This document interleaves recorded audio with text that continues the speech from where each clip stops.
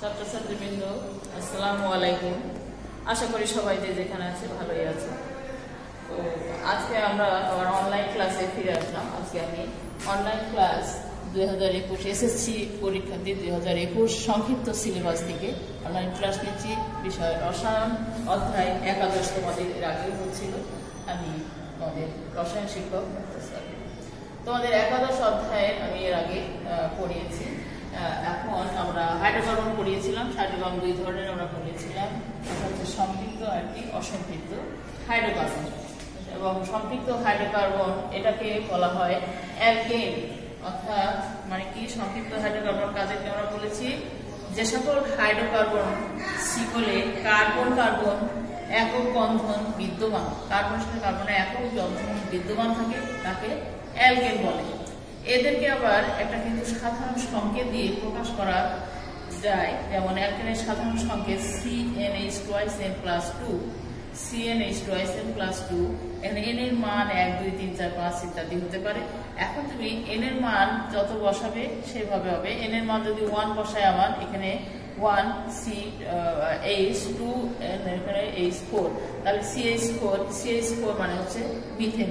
আবার n এর মান 2 বসালে C2H6, তাহলে হবে ইথেন। এইভাবে একটি পর একটি যদি আমরা n এর মান এখানে বসাই, তাহলে একটি করে অ্যালকেন আমরা পাবো। সেজন্য এদেরকে একটি সাধারণ সংকেত দিয়ে আমরা প্রকাশ করতে পারি।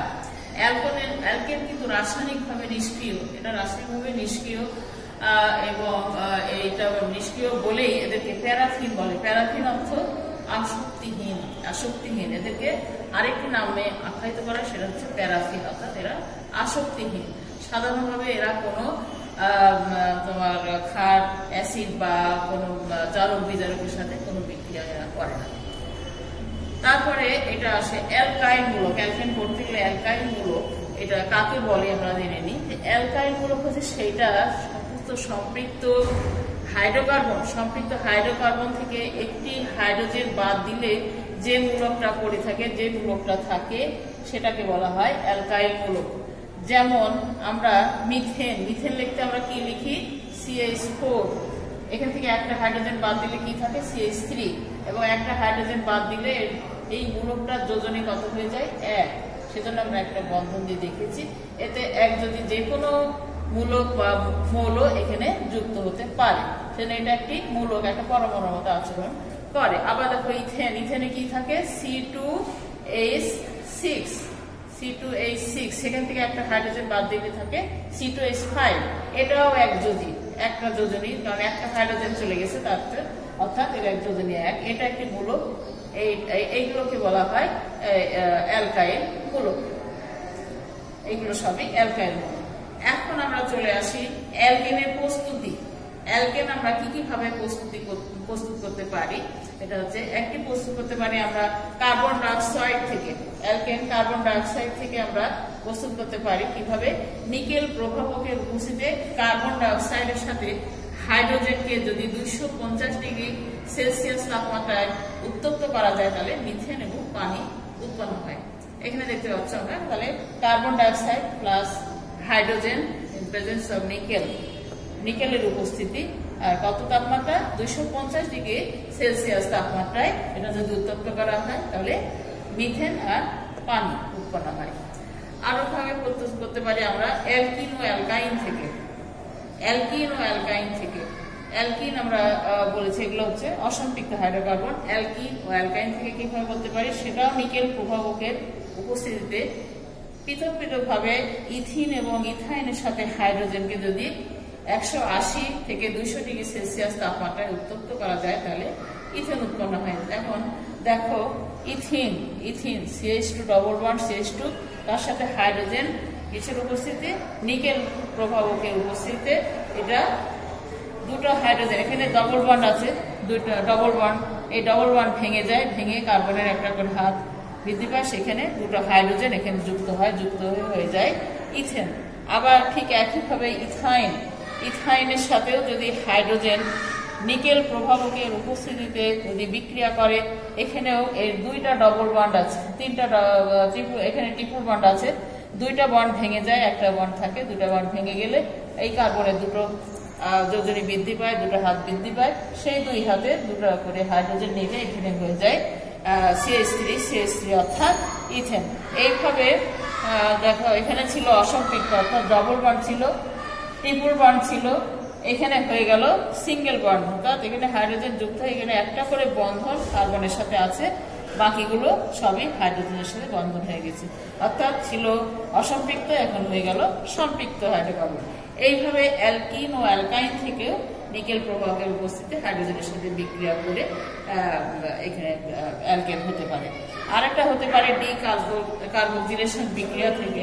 ডিকার্বক্সিলেশন বিক্রিয়া ক্যালসিয়াম অক্সাইডের উপস্থিতিতে যদি সোডিয়াম ইথানয়েডকে সোডিয়াম হাইড্রোক্সাইডের সাথে উত্তপ্ত করা যায়, সোডিয়াম ইথানয়েড এই যে sodium CH3COON sodium ইথানয়েড plus sodium hydroxide কি ক্যালসিয়াম অক্সাইডের উপস্থিতিতে এটাকে যদি উত্তপ্ত করা যায় তাহলে মিথেন এবং সোডিয়াম কার্বনেট উৎপন্ন হয়।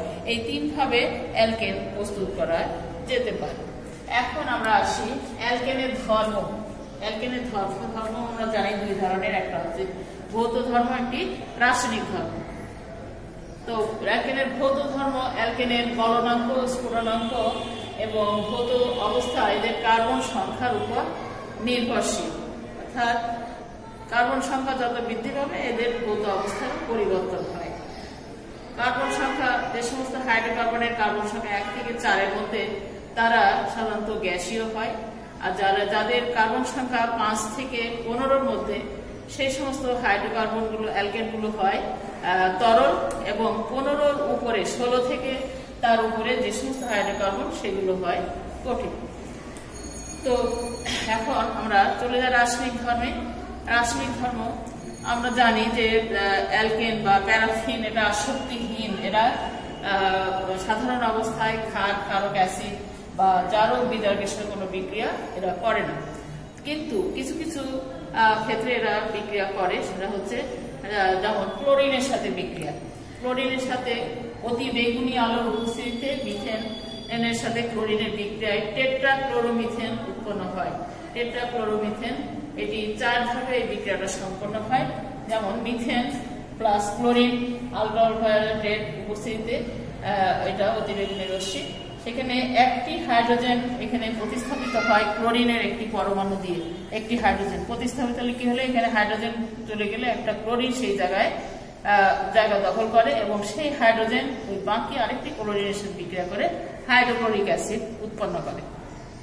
এটি একটি প্রতিস্থাপন বিক্রিয়া, অর্থাৎ ক্লোরিন গিয়ে এখানে হাইড্রোজেনকে সরিয়ে তার জায়গা দখল করলো এবং এই হাইড্রোজেন এই ক্লোরিনের সাথে যৌগ উৎপন্ন করলো। তাহলে উৎপন্ন হলো মিথাইল ক্লোরাইড বা ক্লোরোমিথেন প্লাস হাইড্রোক্লোরিক অ্যাসিড। তারপরে এই পরের ধাপে আবার সেই ক্লোরোমিথেন আবার ওই ক্লোরিনের সঙ্গে বিক্রিয়া করে আরেকটি হাইড্রোজেন প্রতিস্থাপিত করে। আরেকটি হাইড্রোজেন প্রতিস্থাপিত হলে এখানে হাইড্রোজেন হয়ে যায় 2টি এবং ক্লোরিনের সংখ্যা একটি করে, তাহলে CH2Cl2 প্লাস এই হাইড্রোজেন এবং এখান থেকে একটি ক্লোরিন এসে আগের মতোই এখানে হাইড্রোজেন ক্লোরাইড উৎপন্ন করে ডাইক্লোরোমিথেন। এটাকে বলা হয় 2টা ক্লোরিন যেহেতু এটাকে বলা হয় ডাইক্লোরোমিথেন। এই ডাইক্লোরোমিথেন আবার কি করে, আবার ক্লোরিনের সঙ্গে বিক্রিয়া করছে। বিক্রিয়া কিন্তু চলতেই থাকে এরকম 4টি ধাপে বিক্রিয়াটা হয়। ডাইক্লোরোমিথেন ক্লোরিনের সঙ্গে বিক্রিয়া করে আরেকটি হাইড্রোজেন প্রতিস্থাপিত করে এবং সেই জায়গায় ক্লোরিন সেই জায়গা দখল করে হয়ে যায় CHCl3 অর্থাৎ ট্রাইক্লোরোমিথেন। আর বাকি যে হাইড্রোজেন এবং বাকি ক্লোরিনটি মিলে হাইড্রোজেন ক্লোরাইড আবার উৎপন্ন করে। এবারে আসে যতক্ষণ এই হাইড্রোজেন থাকবে ততক্ষণই বিক্রিয়াটা হতে থাকে। আরেকটি হাইড্রোজেন আছে অর্থাৎ আরেকবার বিক্রিয়া হবে।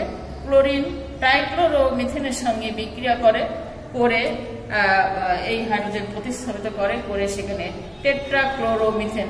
এখন দেখুন আর হাইড্রোজেন নাই, টেট্রাক্লোরো 4টি ক্লোরিন 4টি হাইড্রোজেনকে প্রতিস্থাপিত করে ফেলেছে। এখানে টেট্রাক্লোরো 4টা টেট্রাক্লোরোমিথেন প্লাস হাইড্রোজেন ক্লোরাইড উৎপন্ন করে। এইভাবে 4 ধাপে এটা কার্বন টেট্রাক্লোরাইড উৎপন্ন করে। কার্বন টেট্রাক্লোরোমিথেন এটাকেই বলা হয় হচ্ছে টেট্রাক্লোরোমিথেন বা কার্বন টেট্রাক্লোরাইড। তারপর এটি অক্সিজেনের সাথে আবার দহন হয়। অক্সিজেনের সাথে দহন হলে মিথেন বায়ুর অক্সিজেনের সাথে বিক্রিয়া করে কার্বন ডাই অক্সাইড এবং জলীয় বাষ্প এবং তার সাথে প্রচুর তাপ শক্তি উৎপন্ন করে। Methane plus oxygen, carbon die oxide plus পানি প্লাস তাপ শক্তি। এবং এই তাপ শক্তিটাই আমরা রান্না বান্নার কাজে যদি ব্যবহার হয়, আমরা জানি আমাদের প্রাকৃতিক গ্যাসের বেশিরভাগ অংশ হচ্ছে মিথেন, বেশি থাকে হচ্ছে মিথেন, এবং রান্নার কাজে আমরা কিন্তু এই গ্যাস ব্যবহার করি এবং সেটি এইভাবেই বিক্রিয়া করে।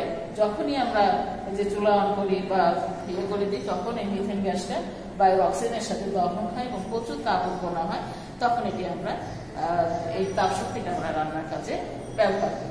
তাহলে এই ছিল আজকে আমাদের সম্পৃক্ত হাইড্রোকার্বনের প্রস্তুতি এবং ধর্ম, এটি আমরা আজকে দেখলাম। আগামী দিন আমরা আবার অসম্পৃক্ত হাইড্রোকার্বনের প্রস্তুতি ধর্ম আমরা এটি দেখব। তাহলে আশা করি সবাই ভালো করে এই ক্লাসটি ফলো করেছে এবং সামনের দিনেও এই ক্লাসগুলি দেখবে। সামনের পরীক্ষায় তোমাদের এই সংক্ষিপ্ত সিলেবাসের মধ্যে কিন্তু এটি আছে এবং এটি তোমাদের পরীক্ষার জন্য খুবই জরুরি। তোমরা সবাই অনলাইন ক্লাসের সাথে থাকবে আশা করি। আজকের মতো এখানেই, আল্লাহ হাফেজ।